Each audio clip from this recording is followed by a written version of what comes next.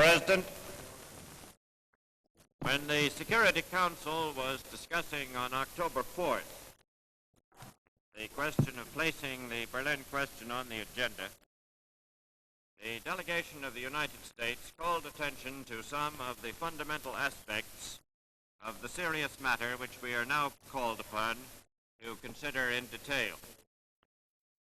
The government of the United States, in agreement with the governments of the French Republic and the United Kingdom, has asked the Security Council to consider the action of the Soviet government in imposing blockade measures in Berlin designed to split Germany by cutting off that city from the western zones of occupation.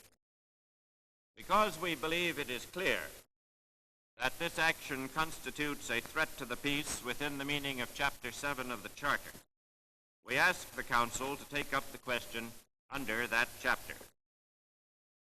In that same communication to the Secretary General, the government of the United States pointed out that it had complied with its obligations under Article 33 of the Charter to seek, first of all, a solution by direct discussions with the Soviet government. In its note of September and economic ruin, the Soviet Union may pretend that it cannot understand why it can be charged with the threat or use of force against the United States, France, and the United Kingdom, when a primary consequence of its action falls directly and intentionally upon the civilian population of Berlin, for whose well-being the three Western occupying powers are responsible. That an effort should be made to deprive nearly 2.5 million men, women, and children of medicines and food and clothing and fuel, to subject them to cold and starvation and disease, may seem to some a small matter. But to us, the welfare of people committed to our charge is a matter of serious concern. We cannot be callous to the suffering of millions of people in any country, much less when we have responsibility for them as an occupying power.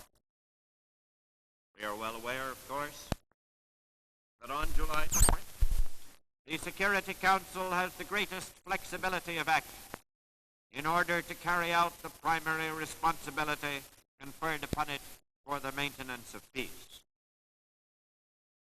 Mr. President, we do not bring this case to the Security Council with any cut-and-dried formula for its solution. It is our hope that the Security Council can assist in removing the threat to the peace. Nothing which has happened has changed our position on that point. The moment that the blockade is lifted, the United States is ready to have an immediate meeting of the Council of Foreign Ministers to discuss with the Soviet Union any question relating to Germany. Thank you, Señores delegados, no ha representant du Royaume-Uni. Mr. President, the Security Council has heard this morning the representative of the United States speaking in regard to the dangerous situation which has been in existence for some time in Berlin and is still unresolved.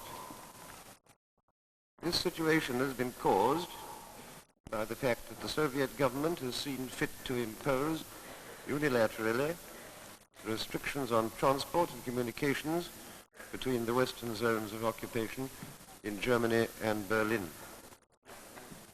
I wish to endorse fully, in all respects, what the Honourable Representative of the United States has said, and to declare on behalf of my government also that in our view this action is in conflict with the rights of His Majesty's government in the United Kingdom with regard to the occupation and administration of Berlin.